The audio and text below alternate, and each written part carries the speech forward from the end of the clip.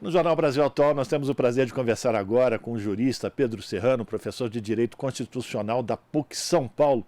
Muito bom dia, professor. Seja bem-vindo ao Jornal Brasil Atual. Muito bom dia, obrigado pelo convite. A gente vai conversar com o professor Pedro Serrano, pegar com o professor Pedro Serrano avaliações sobre o que aconteceu ontem em Brasília. Ontem foi um dia cheio para os delegados da Polícia Federal, que ontem ouviram o ex-ministro da Justiça de Bolsonaro, ex-secretário de Segurança Pública do Distrito Federal, Anderson Torres, que está preso, e também o presidente do Partido Liberal, Valdemar da Costa Neto. Os dois primeiros, esses depoimentos foram por conta da minuta de golpe encontrado pela Polícia Federal na casa de Torres. O documento instituiu o estado de defesa no Tribunal Superior Eleitoral para mudar o resultado das eleições e declarar Bolsonaro vencedor. No depoimento, Torres afirmou à Polícia Federal que a minuta do golpe não tinha viabilidade jurídica, era muito ruim e descartável. Ele disse também que recebeu em seu gabinete no Ministério da Justiça e que não tem ideia de quem o elaborou. Já Valdemar da Costa Neto disse que a sua fala em entrevistas sobre o mesmo documento, de que tinha na casa de todo mundo, foi uma metáfora. Professor Pedro Serrano, como é que o senhor avaliou esses depoimentos? De que maneira eles podem colaborar ou não nas investigações contra esses atos golpistas que aconteceram em Brasília? Bom dia mais uma vez. Bom dia. Me parecem que são depoimentos defensivos, né? Quer dizer, orientados por advogado, o que é normal, o que faz parte das investigações, né? Eu tenho uma forma de ver essas coisas, né? É sempre muito ruim quando uma investigação estatal procura realizar a prova através da pessoa do investigado, né? Através do que ele depõe, através de mecanismos tipo prende para obter delação. Esse tipo de circunstância sempre tende à incivilidade, tende ao abuso, né? O Estado tem que encontrar seus próprios mecanismos de ter prova. No mundo de hoje isso é totalmente possível. Nós nunca vivemos na história humana, em toda a história humana, um período em que o ser humano fosse tão acompanhado na sua vida privada, né? Veja que nós conversamos com um amigo na sala, o celular já verifica o que nós estamos conversando para nos vender algum produto, você sai para o elevador e vai até o supermercado, você é filmado no elevador, filmado na rua, filmado no supermercado. Ou seja, quer dizer, nós somos. Se você paga com o cartão de crédito, a tua movimentação financeira é totalmente acompanhada, você paga com dinheiro, você só pode fazer pagamento em dinheiro até uma certa quantia. Ou seja, veja que existem mecanismos à disposição do Estado para ele investigar qualquer conduta sem precisar recorrer a constranger a pessoa do investigado a fornecer provas contra si mesmo ou algum tipo de confissão, etc., né? Nós não podemos esquecer disso. É totalmente possível comprovar crimes de uma forma democrática e respeitosa aos direitos, né? É isso que nós temos que fazer nesse caso. Foi cometido crimes graves contra a democracia, que dão cadeia, e os mandantes e as pessoas que comandaram têm que ser presos, tanto quanto as pessoas que executaram, né? Nós precisamos descobrir quem são esses mandantes e qual foi a sua participação. A polícia tem competência para isso, é ter paciência, calma, no tempo certo fazer isso, investigar com competência, que nós vamos obter esse resultado sem precisar recorrer a abusos e a nenhum tipo de ofensa aos direitos humanos. Agora, como é que o senhor avalia essa informação dada pelo Anderson Torres de que perdeu o celular, que seria uma das formas exatamente sobre isso que o senhor está falando, né, professor? De fazer uma recuperação enfim, de por onde ele andou, com quem ele conversou nesse período anterior ao dia 8 de janeiro, por exemplo, não? Na Lava Jato, esse tipo de justificação foi utilizado quando ocorreu algo semelhante para prender pessoas, né? Sob a justificativa de que estaria, vamos dizer, ocultando provas da justiça, etc. Mas eu, na época, fui contra a prisão de pessoas por isso. Eu não posso agora ser diferente, né? A gente tem que ir pelas mesmas razões. Quer dizer, eu acho que você não pode obrigar o sujeito a fornecer provas contra ele mesmo, né? Então, se ele dá essa justificativa, o Estado tem mecanismos para ir atrás. Em geral, essas coisas do celular estão gravadas em nuvens, etc. Tem que tentar recuperar o que for possível recuperar, né? Até porque ele estava nos Estados Unidos, deve ter jogado isso no Rio lá, mas não vejo como. É muito difícil conseguir materialmente recuperar essa prova, né? Caso haja alguma suspeita de que ele objetivamente destruiu provas e queiram caracterizar isso como crime, etc., que se investigue isso. Mas não creio que vá se obter materialmente essa prova, né? Existem outras formas de se recuperar isso, né? Quer dizer, mais gente em torno dele deve ter dialogado com ele, pode-se investigar os aparelhos de comunicação dessas pessoas em torno dele, né? Existem vários mecanismos para você investigar as conversas que ele teve. A polícia tem aí instrumentos para isso e deve estar investigando. A gente não sabe e não deve saber, porque tem que ser investigado até para ter eficiência com sigilo, né? Esse tipo de investigação não é para ser feito com espetáculo. Aliás, eu creio que nós estamos tendo uma demonstração atualmente de como se investiga de forma democrática crimes, né? Esse sujeito foi preso sem espetáculo nenhum. Nós não vimos nenhuma cena na TV dele sendo algemado, como houve na Lava Jato, sendo levado para a prisão de uma forma degradante, né? Nós não vimos nenhuma prova, né, nenhum elemento da investigação posto a público, né? Quer dizer, exatamente como deve ser uma investigação numa democracia. Nós estamos tendo uma demonstração disso, né? O novo governo está demonstrando como se investiga numa democracia, né? Então, eu acho isso muito interessante, muito positivo para o país, o que está ocorrendo. Agora, doutor Pedro Serrano, e com relação ao presidente do Partido Liberal, Valdemar da Costa Neto, que inclusive colocou a sua legenda a serviço desse processo golpista quando questionou aquelas urnas do Tribunal Superior Eleitoral, e agora ele veio também com essa conversa sobre a minuta do golpe que tinha na casa de todo mundo, e agora ele disse que isso não era importante, que uma advogada havia dado para ele no aeroporto, enfim. Aquela história do morde e assopra. Mas o Valdemar da Costa Neto não tem que ser responsabilizado juridicamente por conta dessas ações que geraram, inclusive, o dia 8 de janeiro? Veja, não é morde e assopra. O nome disso, na linguagem cotidiana, é mentira, né? A forma delicada, ou a passadora de pano, como fala a juventude, para mentira é você falar que você usou de uma metáfora, né? O que ele fala na mídia, para efeito jurídico, não vale nada. O que vale é o que ele fala em juízo. Então, ele falou na mídia uma mentira e vai em juízo e fala outra coisa, né?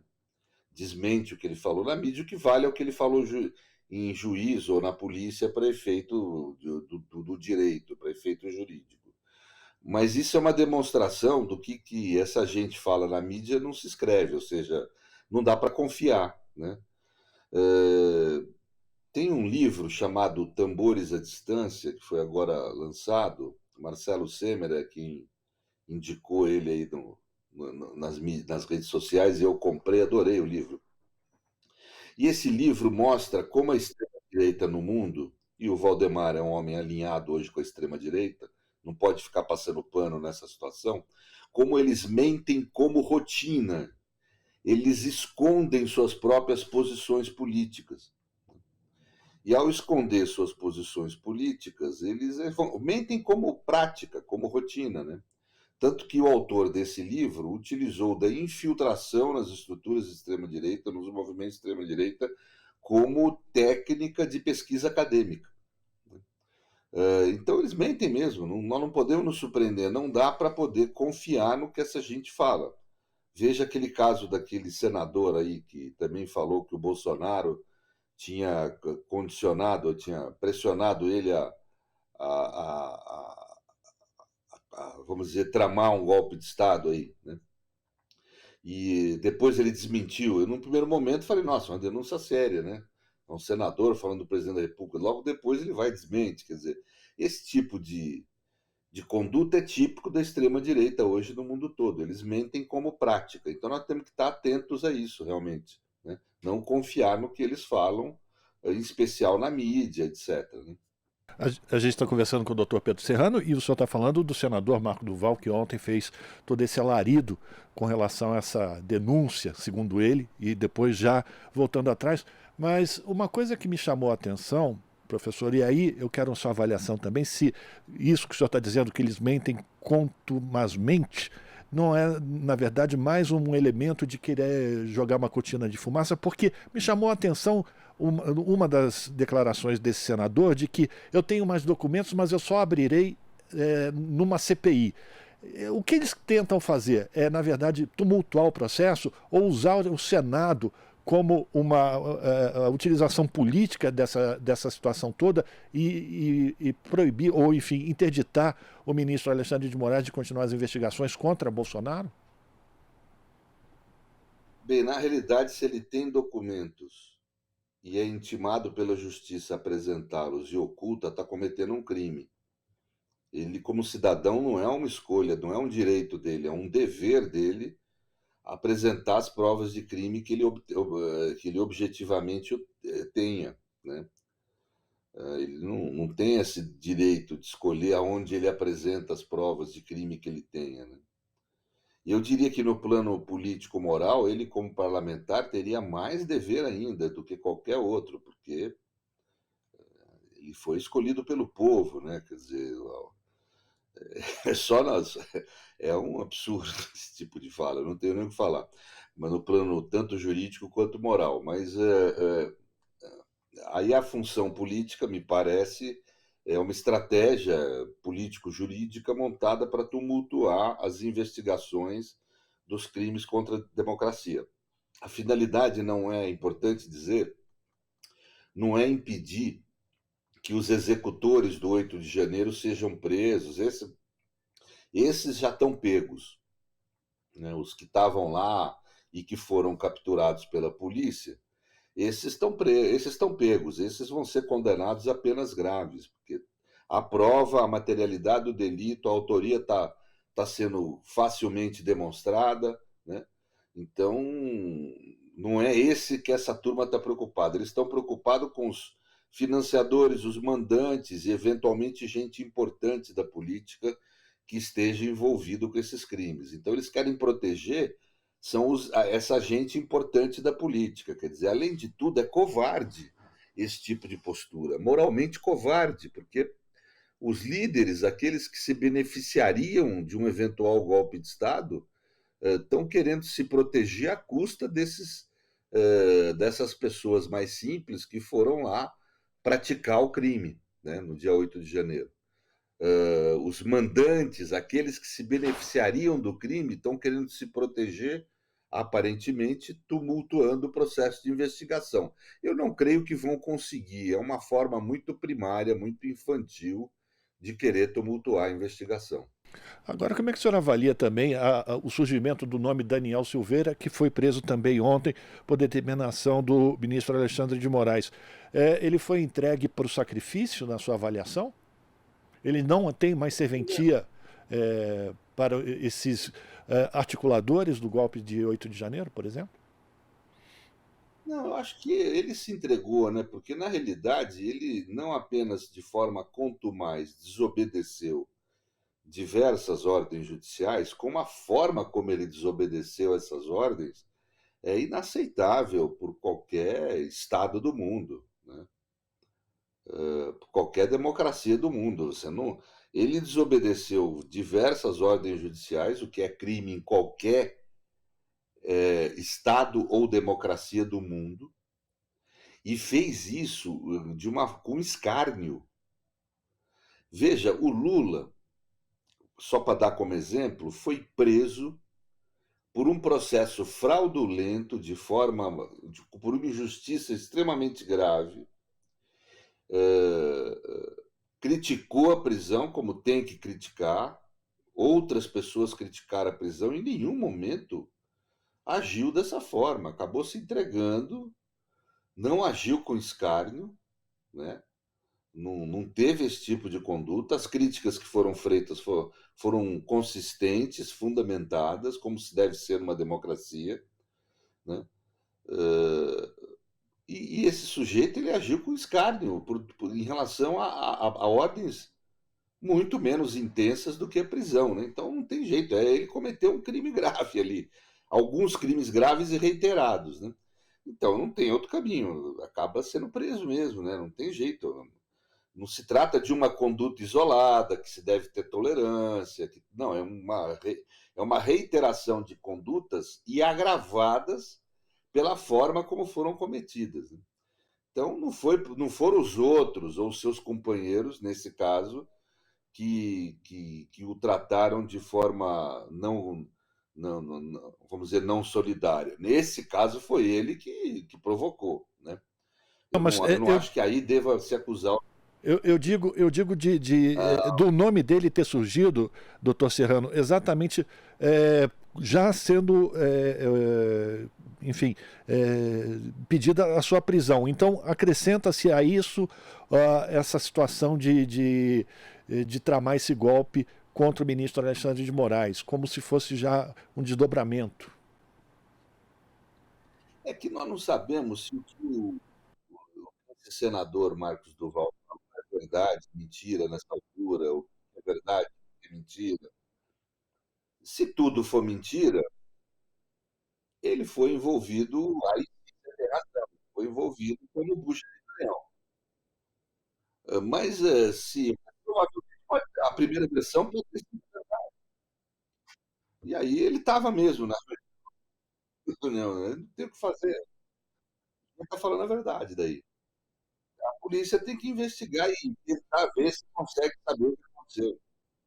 E na sua Né? avaliação, doutor Pedro Serrano, a pergunta que todos fazem, o senhor acredita que essas investigações podem conduzir de maneira, enfim, identificada mesmo, com provas, a Jair Bolsonaro como o idealizador, o articulador desses atos todos que aconteceram nos últimos meses? Olha, não sei, não tem como saber isso agora, porque, inclusive porque as investigações corretamente, estão se realizando de forma sigilosa. Eu falo corretamente porque é assim que se investiga. Primeiro, em favor do direito dos investigados, que têm direito à investigação sigilosa, porque senão a imagem deles é destruída sem sequer haver certeza ou uma suspeita maior de que eles são culpados. E segundo, pela eficácia das investigações.